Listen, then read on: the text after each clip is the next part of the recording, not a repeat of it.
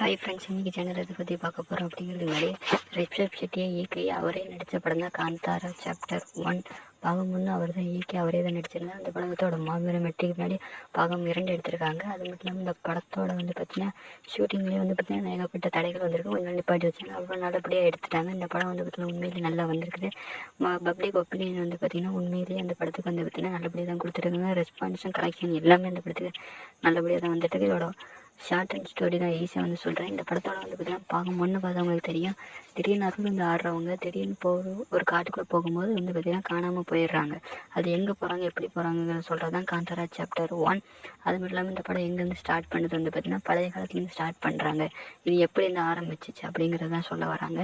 அது மட்டும் இல்லாமல் ஆரம்பிக்கும் போது பார்த்திங்கன்னா ராஜ்யத்துலேருந்து இந்த காந்தாரா காட்டுக்குள்ளே இருக்க காட்டுவாசிங்க பார்த்திங்கன்னா தனியாக தான் இருக்காங்க. ராஜ்யத்தோட ஒன்றி வராமல் இருக்காங்க. ஆனால் இங்கே வளையிற பார்த்திங்கன்னா செடியில் வளையிற அந்த பொருட்கள்லாம் பார்த்திங்கன்னா ராஜ்யத்தில் இருக்கவங்க எடுத்து அவங்க நாட்டுக்கு பார்த்திங்கன்னா நல்லா பார்த்திங்கன்னா மேம்படுத்திக்கிறாங்க. அது மட்டும் இல்லாமல் இதை தெரிஞ்சுக்கிட்டு இவங்க பார்த்திங்கன்னா இவங்க வளையிறது எல்லாத்தையும் கொண்டு போயிட்டு அவங்க போயிருக்க பஜாரில் போயிட்டு விற்று இவங்க நாட்டுக்கு பார்த்திங்கன்னா இவங்க காட்டில் இருக்கவங்களுக்கெல்லாம் பார்த்திங்கன்னா உதவி செஞ்சுட்டு இருக்கிறாங்க. அதை தெரிஞ்சுக்கிட்டு அங்கே இருக்க இளவரசர் பார்த்திங்கன்னா இதை பிடிக்காம இவங்க பார்த்திங்கன்னா கொல்றதுக்கு ஒரு பிளான் பண்ணுறாரு. அதே மாதிரி கொல்ல வரும்போது பாதி பேர்த்து பார்த்திங்கன்னா ரொம்ப காயப்படுத்திடுறாரு. அதனால் கோவப்பட்ட நம்ம கதாநாயகன் திடீர்னு கோவத்தில் பார்த்திங்கன்னா எல்லாத்தையுமே அங்கே இருக்க எல்லாத்தையும் கொண்டுறாரு. அதே மாதிரி பார்த்திங்கன்னா அவங்கள பார்த்திங்கன்னா திரும்பி பழையபடி கொண்டு வரணும் அப்படிங்கிறத நம்ம இனத்தில் இருக்கவங்க எல்லாத்தையும் பார்த்திங்கன்னா திருப்பி பழையபடி கொண்டு வரணும் அப்படின்னு நினைக்கிறாரு. அதே சமயம் இன்னொரு பக்கம் ராஜா பார்த்திங்கன்னா இளவரசி இருந்த கோவத்தில் இளவரசியும் ராஜாவும் சேர்ந்து பார்த்திங்கன்னா ஒரு திட்டம் போடுறாங்க. அந்த காந்தாரா இருக்கிற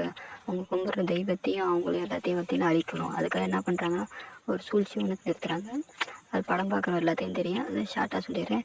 அவங்க இருக்க அந்த சாமியை கொண்டு இவங்க இடத்துல வச்சுக்கணும். அதனால் அந்த சாமியை கட்டி போட்டோம்னா இவங்களால ஒன்றும் பண்ண முடியாது, இவங்கள அப்போ அழிச்சிடலாம் அப்படின்னு ஒரு திட்டம் போடுறாங்க. அதே மாதிரி பார்த்திங்கன்னா போயிட்டு ஏமாற்றி அவங்க எல்லாத்தையும் கூட்டிகிட்டு அவங்க தெய்வத்தை அவங்கள்ட்ட பிரிச்சிடுறாங்க. அது தெரிஞ்சுக்கிட்ட பார்த்திங்கன்னா கதாநாயகன் இவங்க நம்மளுக்கு நல்லது செய்கிற மாதிரி கெட்டது செய்கிறாங்க அப்படின்னு தெரிஞ்சுக்கிட்டாரு. அதனால் பார்த்திங்கன்னா கடைசியாக பார்த்திங்கன்னா அவங்க 2 பேர்த்தையும் பார்த்திங்கன்னா ராஜாவையும் இளவரசியும் கொள்வது தான் இந்த படத்தோட ஸ்டோரி. கொண்டுட்டு பார்த்திங்கன்னா பழையபடி சாமி ஆடி மறைஞ்சு போயிடுறாங்க.